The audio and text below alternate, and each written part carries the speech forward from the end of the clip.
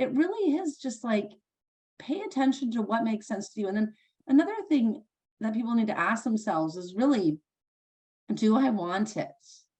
Do I want this? What do I really want? If I could do anything and invest anywhere, where would that be? And then once you really, acknowledge that, then your second question is, and how can I make that work? And if you just put a little bit of thought into it, just like the people did who sold everything and moved to Boise, except this time we're going to make a good choice, you'd be amazed what you could come up with. You're listening to Ice Cream with Investors, a podcast that is dedicated to teaching you how to better invest your money so that you can live a more intentional life. I'm your host, Matt Four, and it is my goal to teach and empower you to remove the roadblocks to your financial success.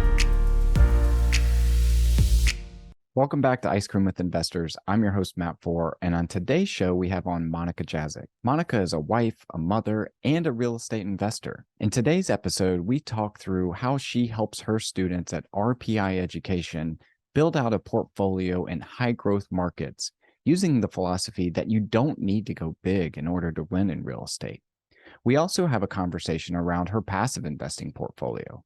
It's a misconception out there that most active real estate investors don't also invest passively, but she talks us through the reasons why she supplements her active real estate portfolio with passive investments as well. All right, Monika, welcome to the show. Thanks so much for having me. Absolutely. Well, we like to start with the difficult questions here. What's your favorite ice cream? I'd have to say my favorite ice cream would be cookie dough ice cream. Yum, yum. Now you're joining us from Toronto, or right outside of Toronto. If we're ever in that area, where's the best ice cream place we should go?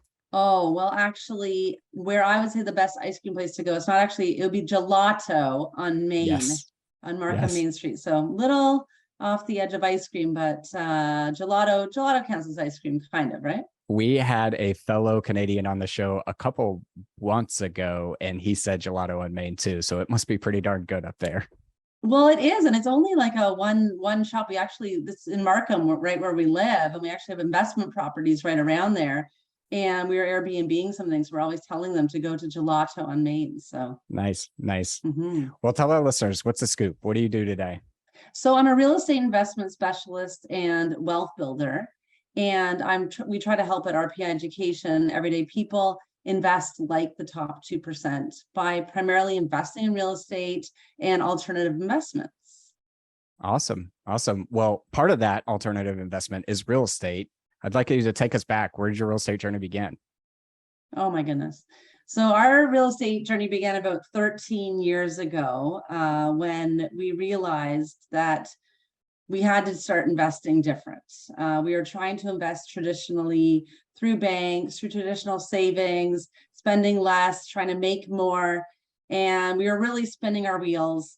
I wanted to be a stay-at-home mom, and my husband had a great income. We were trying to make the most of this one income, but we still weren't hitting these savings goals that we needed to, such as a healthy retirement. We weren't able to help our kids out. We're still, even in a sense, living paycheck to paycheck, even though he's making great money.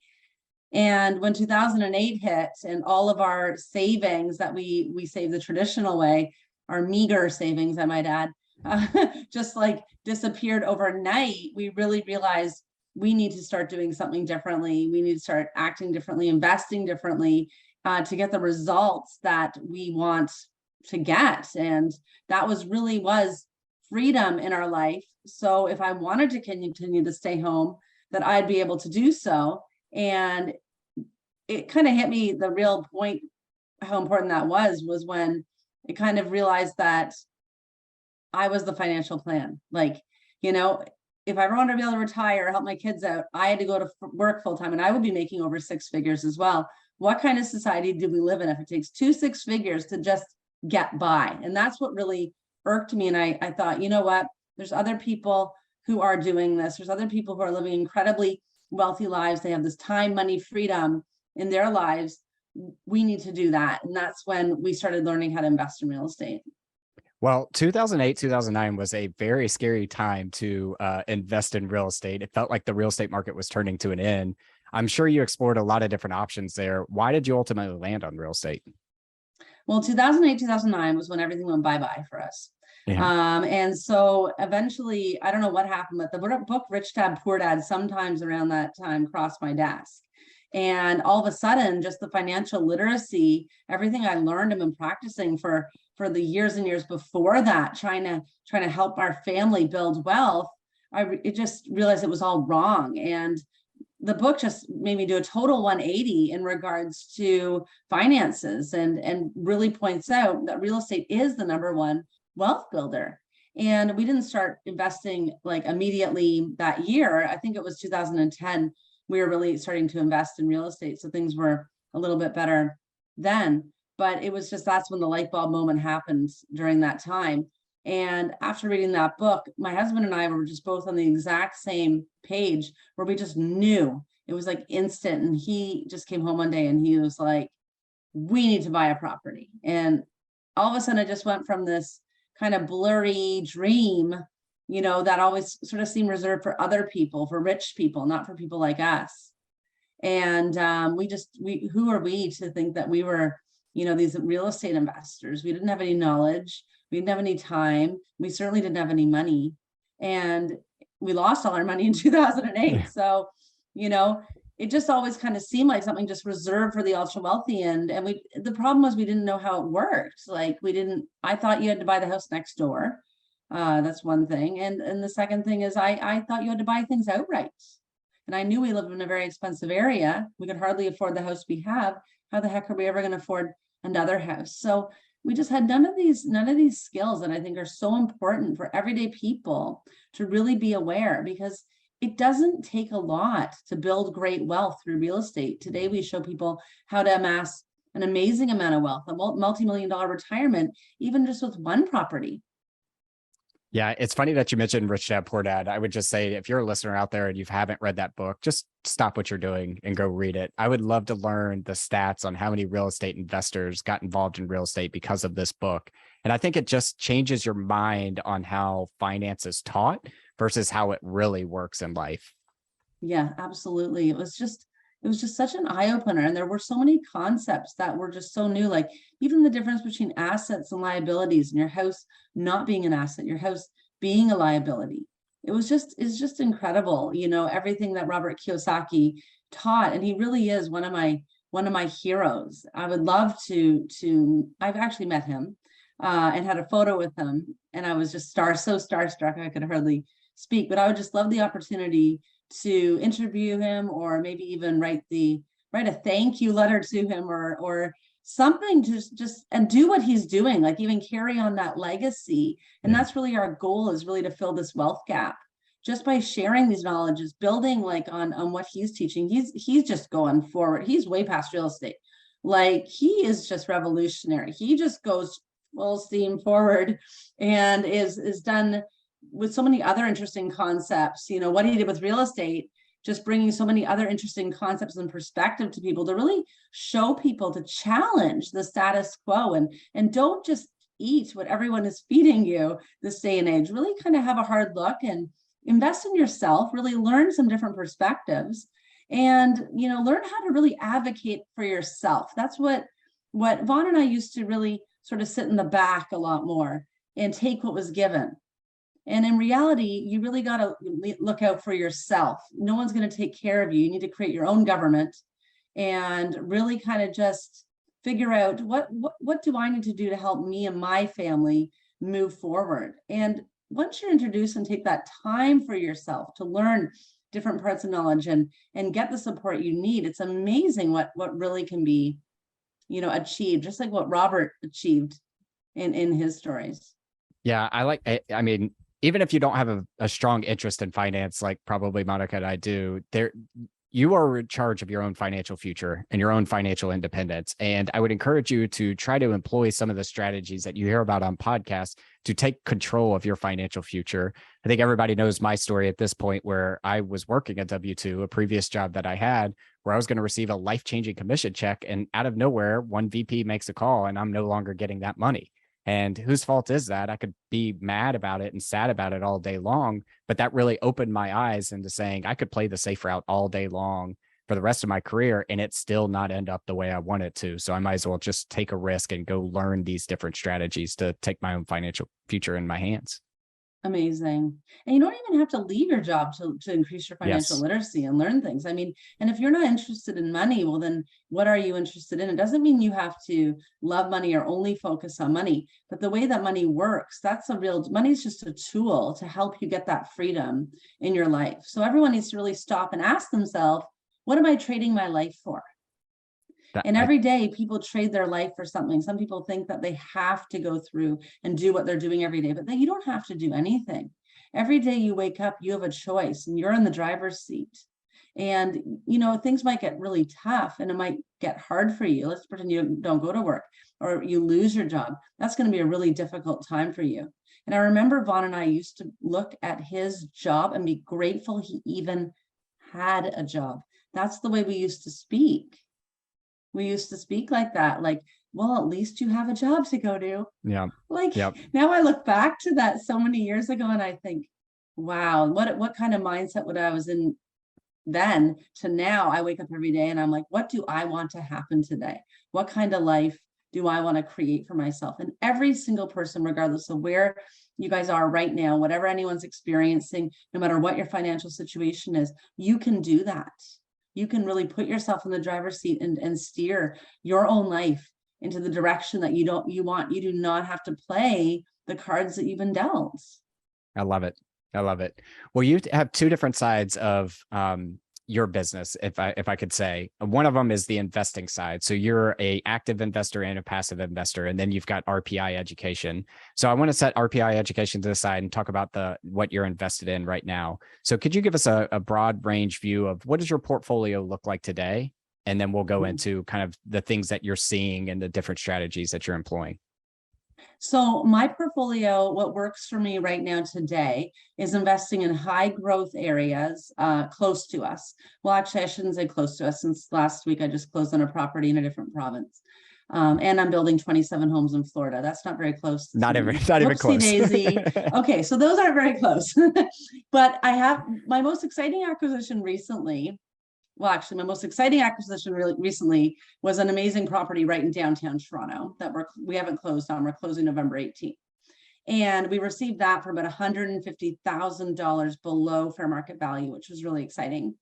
And prior to that, in July, we closed on a property right near Markham Main Street, near Gelato in Maine, which is a duplex, converted duplex, which I'm so excited about. And once again, we received that property for way below fair market price. Now, these are expensive properties still. That was an $800,000 property, but we just had it reappraised for $1.1 million. Whoa. And so whenever we're buying in these areas, we're always looking for the very, very best properties, but the very, very best deals. We currently also purchased another deal in Markham, just right down the street from that one. We received that for $770,000, and we're flipping that for $1.4 million in 12 weeks. And so these are the sort of things that we love to focus on now. When we started investing in real estate, we were investing in faraway places for the cheapest price possible and try to get as many as possible. We wanted 100 homes. So having 100 homes is like having 100 kids. So anyone who's read our book, Real Estate Mistakes, you'll hear how I probably lost all this beautiful blonde hair. Just fell out. I was probably bald 13 years ago.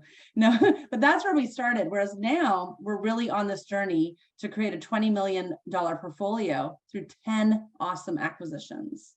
And we're well on our way for that. That's really exciting for us to do. And it's very easy for us to manage. And those are our active investments. Now, our passive investments, we're very diversified and all across the board. We love self-storage. I think we were kind of chatting about that before, because I know that's your cup of tea. We love car washes, anything with real estate and business components on it, apartment acquisitions, all that. But I don't do that myself.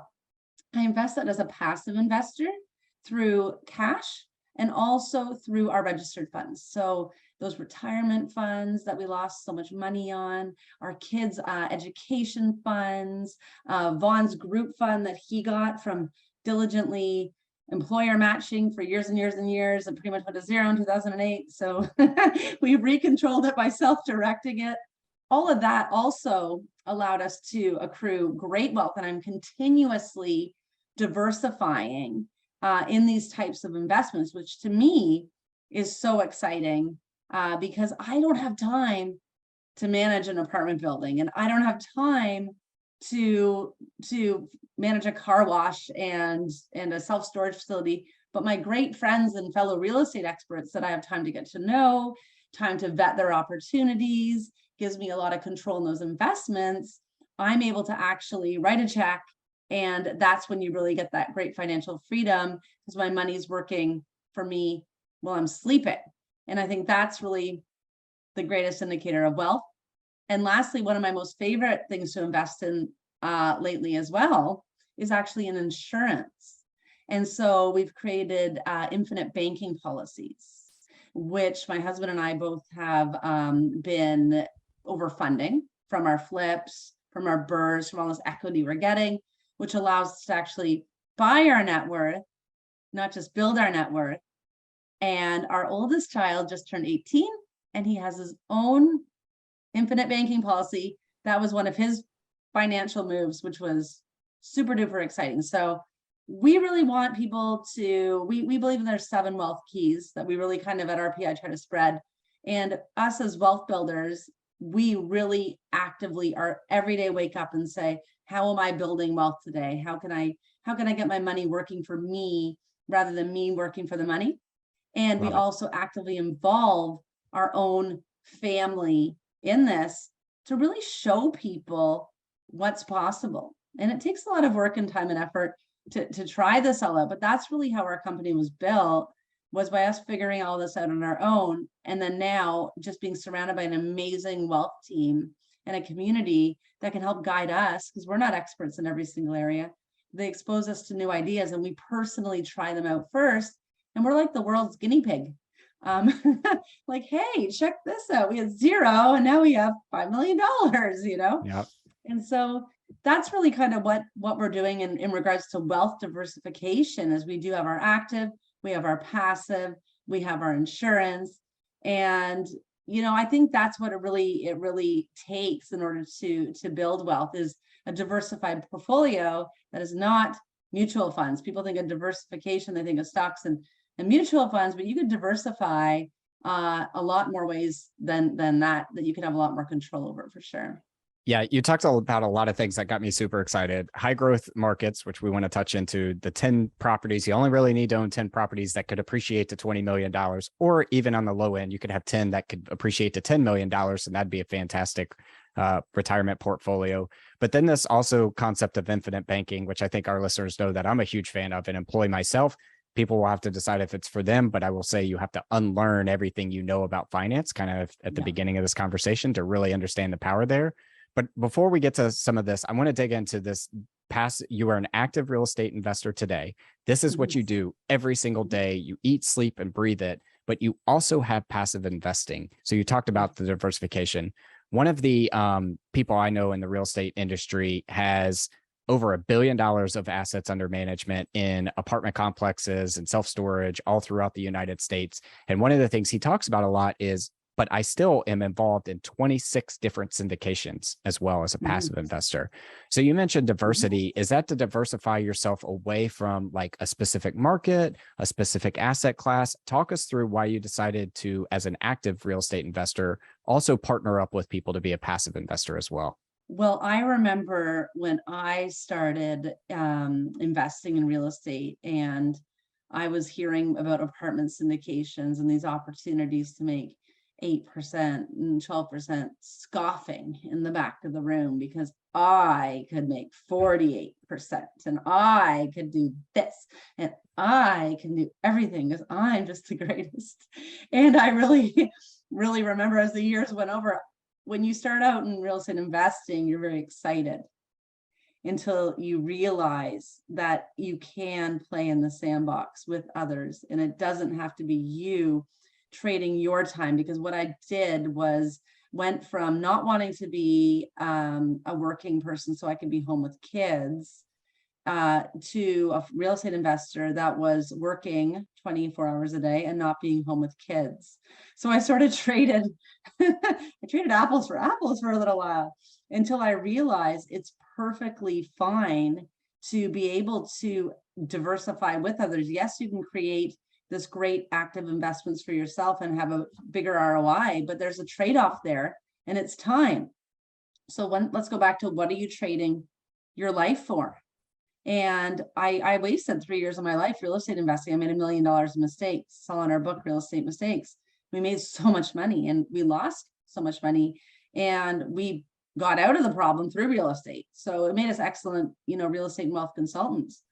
But when I started working with one of our favorite business coaches, it really kind of got us focused, laser focused on a less is more approach. And that's where that saying comes from. What are you trading your life for? And I'm all about my kids. I'm all about my family, my health, my fitness.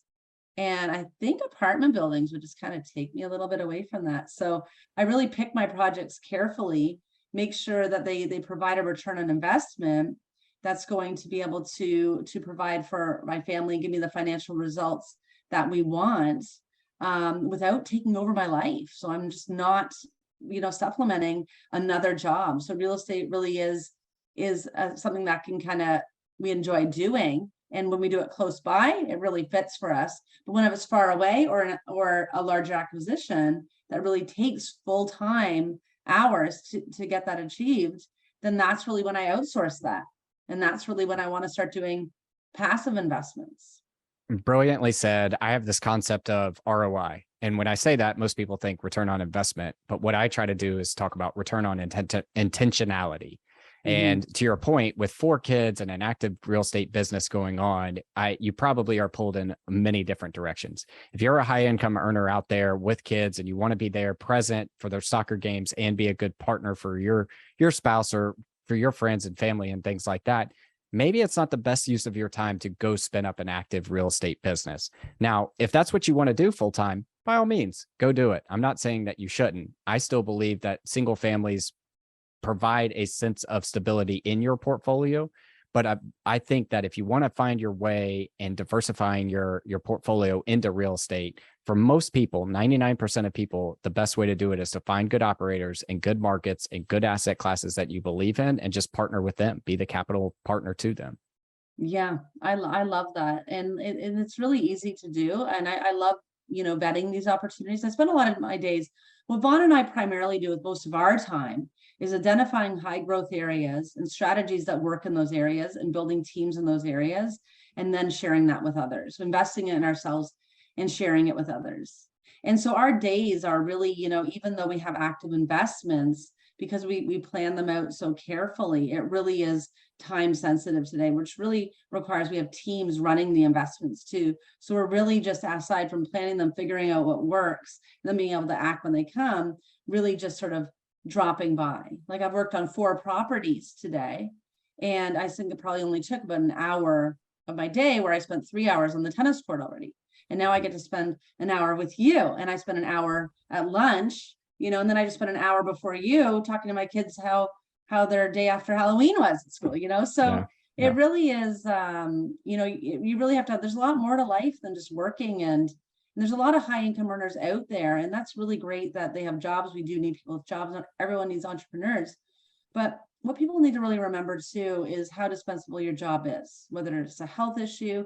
So people always have these fantasies of leaving their jobs. They don't really want to sit on a beach all day and do absolutely nothing. But people want to live what they stand for and what their life is. The main problem really is not you leaving your job. It's what happens when your job leaves you. And how much wealth are you going to bring in that? So I think everyone's first wealth goal should really be to supplement or recreate their income, or what we call as your freedom number. What will it take you every month so you're pretty much not living under a bridge? Because if you're not going to work every day, you're not spending all your time doing that, you'll spend your time doing something. But if anything ever happened to you, or something where you couldn't go to work every day, or you just don't have a job to go to, really, what is that safety net for you, and how is it currently providing? And I think that's the way people have to start training their mind, is really opening themselves up to different residual streams of income. Passive investments are absolutely perfect for that. And that really is the only investment that works. A lot of people say residential real estate and active real estate is a passive investment, but only from a tax point, because it takes work unless you're the one there making sure you're managing tenants and putting your blood, sweat, and tears behind that. It's active, and people have to really call it for what it is. It's worth it. You'll make more money than any job if you do it correctly, but it's work, and you got to see it for what it is. Unless you're a joint venture partner and you're just an equity partner and you're just writing that check, then it is active. Yeah, I think we're kind of aligned. What I'm hearing is we're aligned on this idea of like, if you like your job, just stay at your job. Like, there's nothing wrong with being an employee, but the riskiest thing I think you could do is tie yourself to one income. So at the very least, what you should be doing is supplementing it, or finding out what your freedom number is and start building those income streams to get there, so that if your job leaves you, you have options. And what I could say is that there's this subconscious burden on top of you that you don't even realize is there, when you have to think about, am I going to put food on the table? How do I put a roof over my head? And I have yet to find words to describe when I finally got to that point where I didn't have to worry about that. I could be more intentional with my family, with my friends, with the activities and passions that I have, but also in my job because of that. Absolutely. The greatest freedom is going to work every day, knowing you don't have to be there. That's the ultimate freedom goal right there. And we always tell our clients that all the time at RPI, like, that's the first thing that you really want to be going to is, and do you know how happy you are? Because how many people go there and they go in their work and I'm just here because I have to be. You know, there's other people who love their job. And yes, we obviously need, people to be working in society. We can't just all be entrepreneurs. But it's just, if you don't love your job, then you can even switch your job. You can have that power. You can have that freedom. It really goes back to designing your life and really creating your best life, for sure. Yep. You've talked a little bit about high growth markets, and I'm a firm believer that you should pick the market that you believe is a good core market and a high growth market, to use your words, before you start picking the asset classes and the teams, et cetera, because a good market can hide a lot of bad deal making, in my opinion. Now, when you find that market, a good jockey or a good operator is key as well, because a bad operator could definitely destroy a good deal. If I'm new to this, how do I understand what a good market is or a bad market, a high growth market and a non-high growing market? I think that there's it's so funny with markets and real estate and stuff, because everyone's like, always like, ooh, like what markets are going to be better? Where can I invest? And it's like, there's only certain places, like new places are not going to pop up off the map. So why not go where people want to live? I always try to go back to a commonsensical approach in regards to investing. Go where people want to live. Yes. Be really obvious. Be like Nashville. Yes. Toronto. Atlanta. Where are people living? Where are the jobs? What's the economy like? What's happening? Even expensive areas like LA can still be a great place to invest. So it really is what's happening in these areas. What sort of economic indicators are there that there's growth happening in these areas? Where do people want to live? How many jobs are available for these people? Are people migrating or are they leaving? And I think the worst part is when people chase the lower purchase price point homes, that's where they're going to get problematic tenants, and they're going to be in areas that just don't have strong economies. If they don't have strong economies, they're not going to have jobs. If they don't have jobs, how are your tenants going to pay you? And also, FYI, if these homes are so cheap, then who the heck's living in your properties? Why don't they just buy them? Mm-hmm. So that's another thing that I've switched around too a lot, is that for our tenant and who we rent to, who do we create these properties for? So I'm going to invest in a high growth market like Nashville, say, for example. If we did Nashville, what strategy will work best there? Who lives there? Music artists, people who want to get into the industry, do these things, a lot of people coming, going. Would that be a great area for short-term rentals? Mm-hmm. Would that work in that market? What would that sort of look like? Would I like those tenants? I love short-term rental tenants personally, because they're proactive people who are kind of coming, going. You can do fully furnished, you can increase rents. You don't have to make a commitment with them. You don't have to worry about, people not paying. There's so many different strategies in real estate investing that even if the market's more expensive, what can you really start implementing to really give what the market needs? Now, one thing that I'm really excited about, and it is going to be a lot more active, which is happening here currently, and we've been doing this for a while, is really creating more housing. And with these interest rates that we have that are going up, I know there's interest rate hikes seem to be happening all the time. I don't want to date stamp anything here, but they continuously seem to be going up for both of our countries. And it's really tough for people, and there's also signs of economic downturns and pending recession if we're not already in one, and housing prices dropping. And so there's a lot of question marks in what's happening. But the fact of the matter is people need homes to live in. I mean, this has gone back since the caveman days. And so another key indicator about markets to invest in really is affordability. Now, it's not the cheapest homes, but in the US, my favorite states are places that are kind of below that $500,000 price point, between 250, 500, that's pretty affordable. But you get to this point where it becomes challenging, and especially with these high interest rates. And this is where mortgage helpers really help. So we're getting out our shovels and our construction crews, and I think we'll be doing some more small developments where we're going to be creating housing in our area in particular. And we're going to be creating properties, single family properties or small multifamily with built-in mortgage helpers in the forms of the ADUs. And in the forms, we've been doing basement apartments for years. We're able to do basements here. I know some areas where we invest in, you have to do side by side, 2 units. But here, I think the best thing to do is really take that one family home and create 2 additional units there. So now it appeals to 2 people. One, a lot of people have blended families, where they live with their in-laws. They have extended families or relatives that also can go on the mortgage. They can do it together. There's enough room for 2 families, or they can get a traditional renter. And then now they can qualify for these mortgages and they could still live in these areas. And it's not just an all renters market, because we don't want that to happen either. We want people to be able to afford homes. So people can't afford a home.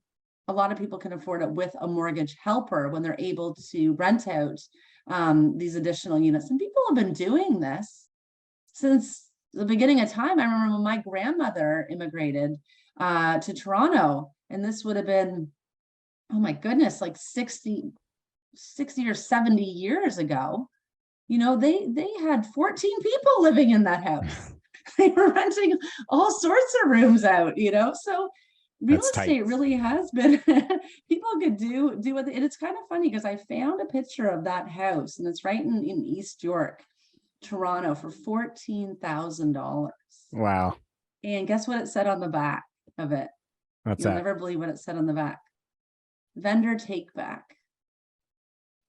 It was a seller. So they're even doing seller financing. Yeah. That long ago, where people couldn't qualify, they couldn't get mortgages. Other people are holding mortgages. And here we are in 2022 going into 2023, and we're still using these strategies. And the strategies that saved people back then are going to be the strategies that save people now, but a lot of people just don't understand them. Yeah, I had no idea where you were going with the mortgage helpers, but I love that idea. I mean, I think in the US, we would call that like house hacking, finding a way to have somebody offset your mortgage, but it's beautiful that you are building those as well. I don't want to breeze over this topic of high growth markets as well, just because I think too often in real estate, people are looking for the next big city. And what I'm hearing from this conversation is, no, people are always going to live in Los Angeles because it's beautiful to live there. People are always going to live in Florida or near the beaches because it's beautiful to live there. People are always going to live to Nashville, Atlanta, Dallas, Austin. So stop trying to create a new market or look for these trends. You might be able to spot one and be able to accelerate your wealth building journey because you found one. But the risk there is also that it turns into and I hate to go on my Boise bashing topic here, the next Boise, where people moved there because of COVID, because they had the ability to work from home, and now they're being called back into the office, and you're seeing housing dip there because there's no natural organic reason for people to be living there. Was that not insane?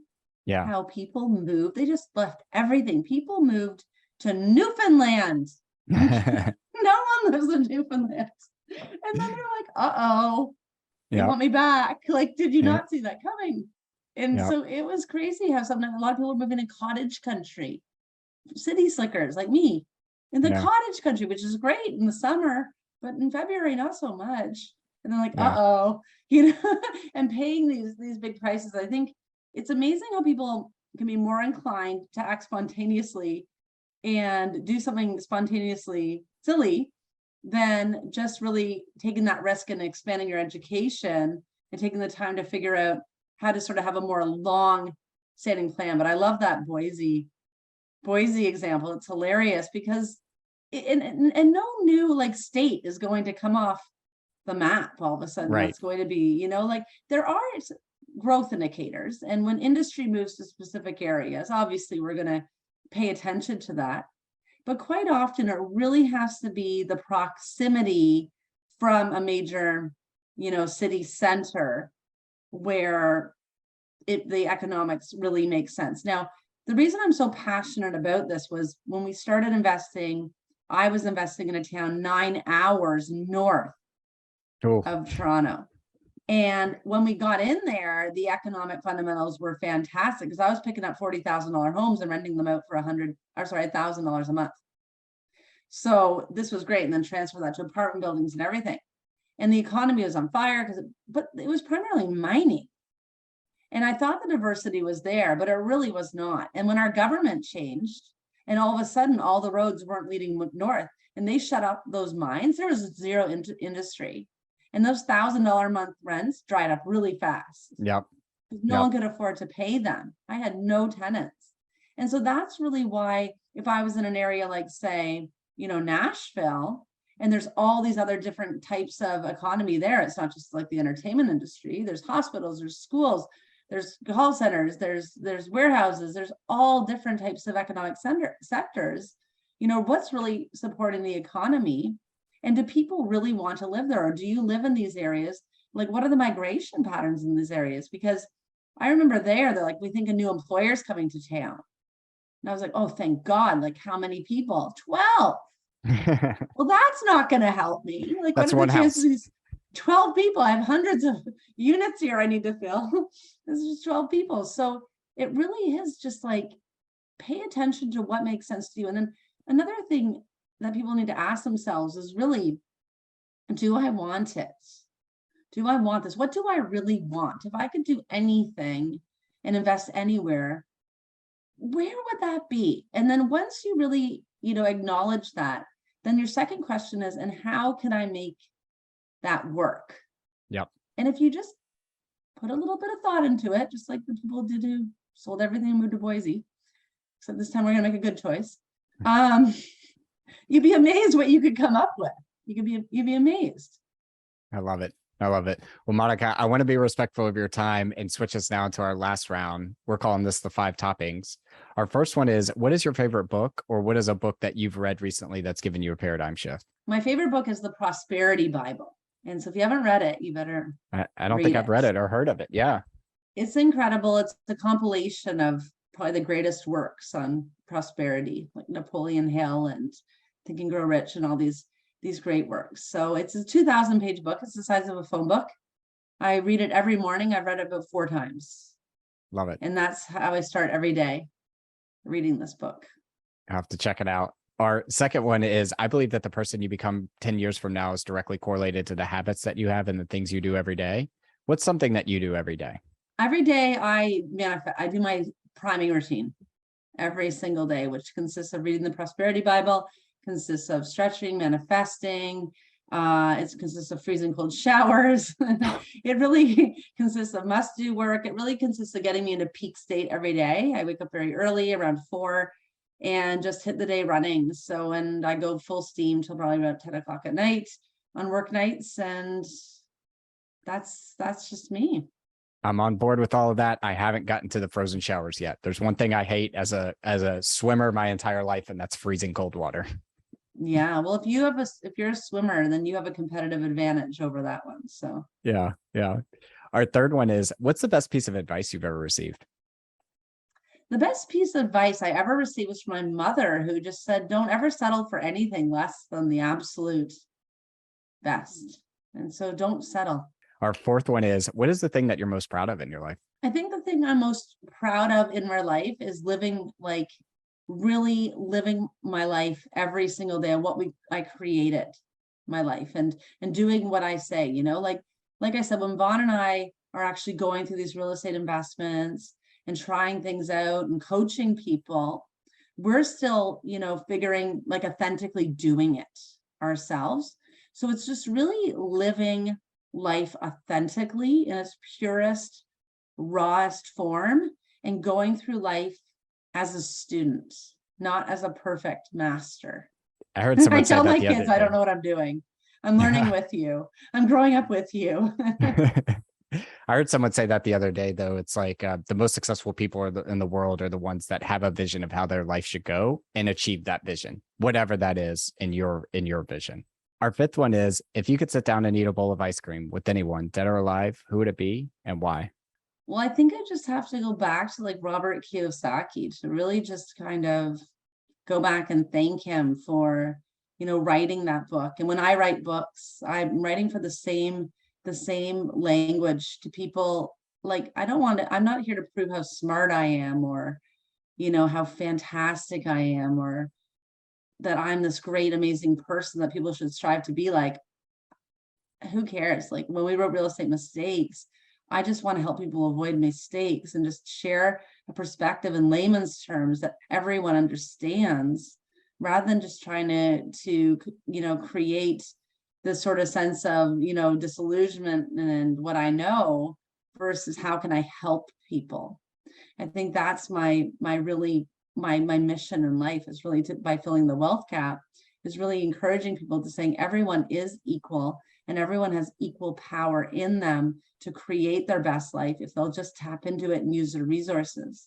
So as we're building out resources steadily for people to tap into and making these types of financial literacy commonplace, which Robert Kiyosaki really, really did with just one simple book. And now he has tons of books, but everyone just remembers him really for that book. And Yeah, that's the person I would just really, again, like to thank and say thanks for, changing our life. I got to tell Tony Robbins, thank you for changing our life. And that was one of the best experiences ever, because his head's so big. And I was like, thank you for changing my life. And he's like, how did I change your life? And I'm like, yeah. oh my God. So I'm still amazed that happened, but I'd love to have that same conversation with Robert Kiyosaki. Well, Monika, fantastic conversation. If our listeners wanted to reach out to you and learn more about you, or learn more about RPI education, where's the best place we could point them? www.rpieducation.com. Perfect. We're going to link that in the show notes. And then, Monika, thanks for coming on. Thank you. Thank you for listening to Ice Cream with Investors. If you like what we serve you here, it would mean the world to me if you would like, subscribe, and leave a review on your favorite podcast app.